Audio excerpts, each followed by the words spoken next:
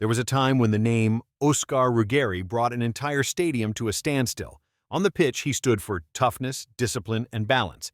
Today, hardly anything remains of that noise. Ruggeri has chosen a quiet life in Buenos Aires, far from the stands and the spotlight. The titles belong to the past, but the story behind them remains. Who is Oscar Ruggeri today, now that the applause has faded? Oscar Ruggeri was never a flashy player. His career was built on tension, on order, and on the ability to hold firm when others wavered. He knew early on that his place in football was not where one is cheered, but where one creates stability. In the early 1980s, this journey began at Boca Juniors. Ruggeri didn't stand out for spectacular actions, but for his reliability. Strong in the air, uncompromising in duels, and always vigilant when a game threatened to lose its balance. He wasn't a star, but he became indispensable. The decisive step followed in 1985 with his move to River Plate. There, he reached his sporting maturity. River went through one of the most solid phases of its history, and Ruggeri became the firm foundation of the defense. The Copa Libertadores and the Intercontinental Cup in 1986 confirmed that he was made for the most high-pressure situations. This role continued in the national team. At the 1986 World Cup, eyes were on the offensive play, but in the background, Ruggeri provided the balance. He played every match and held the structure together. 4 years later, in 1990 in Italy, this pattern repeated. Argentina reached the final through resilience, not spectacle. Ruggeri's leadership remained quiet but decisive. Was it exactly this silent strength that made him irreplaceable for years? After the major tournaments of the early 1990s, Oscar Ruggeri had nothing left to prove. His international career was over, his role in football clearly defined. His final years as a player took him through various countries and contexts until he decided to end his career without artificially extending it. A quiet farewell, fitting for his nature. Like many former professionals, he subsequently tried his hand as a coach. But this path did not reflect him. Ruggeri wasn't looking for a position where he had to be at the center of attention. He was looking for a place where experience and clarity were more important than stagecraft. He found this place in front of the microphones. As an analyst, he discovered a role that suited his history. He said what he saw, without embellishment, without concessions. Today, Ruggeri no longer appears on the pitch, but in front of the cameras. He analyzes matches with the calm and character he has built over decades. But is this distance from the pitch really a withdrawal, or just another way of staying close to football? Since around 2020, Oscar Ruggeri has lived with his wife Nancy in a quiet house in Buenos Aires. The decision was made during the pandemic, when the family realized how valuable silence, space, and proximity to one another had become. They weren't looking for luxury, but for balance. The house is located in green surroundings, near the city, but far from its noise. It is built wide and low to the ground, with visible red brick and exposed wood. No cladding, no pomp. Everything seems solid, honest, and lasting. Inside, warmth dominates. A simple living room, a white sofa, a fireplace. This is where Ruggeri plays with his grandchildren, where talking, laughing, and living happen. Large sliding glass doors open the space to the covered gallery and further into the garden.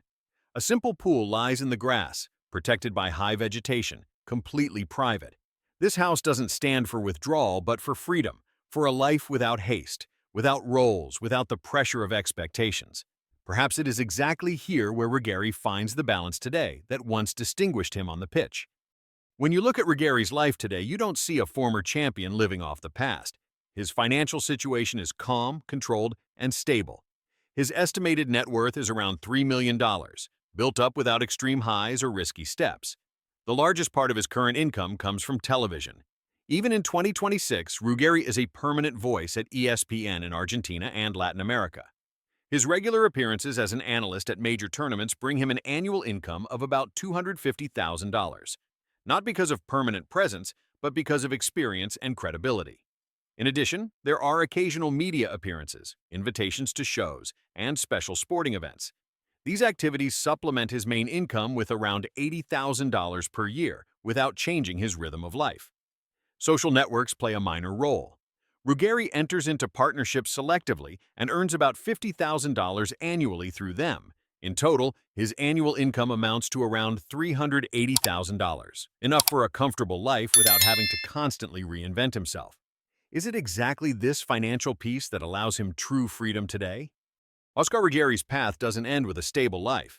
For many years, he used time and resources to quietly advocate for others, not as a public figure, but out of personal conviction. One of the best-known moments was around 2021, when he actively participated in the Todos por Kevin campaign. The goal was to help a 7-year-old boy in his battle against leukemia. Around $50,000 was collected and used directly for medical treatments. In the same phase, Ruggeri, along with other former national players, supported the Todos con Maxi initiative. This was also about concrete help for children in difficult situations. About $30,000 was raised, supplemented by personal visits and direct support on site. Furthermore, he and his family got involved in social projects such as the Hogar Sagrada Familia program in Del Viso. Time, donations, and financial aid flowed regularly into local institutions, clubs, and benefit games. Between 2010 and 2020, these contributions added up to about $60,000. Silent, constant, and without stagecraft. Perhaps it is here that it is most clearly shown that the character that shaped Ruggeri on the pitch also lives on outside of football. Anyone who follows Ruggeri today quickly recognizes what forms the center of his life. It is the family, without noise, without stagecraft, but with a stability that has grown over decades. After many years under the pressure of professional football, he found the balance here that he previously had to create on the pitch. For over 40 years, he has lived by the side of Nancy Otero. They met in 1983 when Ruggeri was still a young national player. Since then, they have gone through all phases of his life together, without ruptures, without public dramas, a partnership that silently supports. The family grew with 4 children. Diana consciously lives a secluded life. Candela Ruggeri became known in Argentina for her work in television, is married, and is the mother of Ruggeri's granddaughter, Vita. The twins Federica and Stefan complete the family. Federica got married in 2025, while Stefan leads a life away from the public eye. On social networks, Ruggeri shows simple moments: birthdays, family gatherings, trips to the sea. He seems relaxed, humorful, far from the intense defender of past years.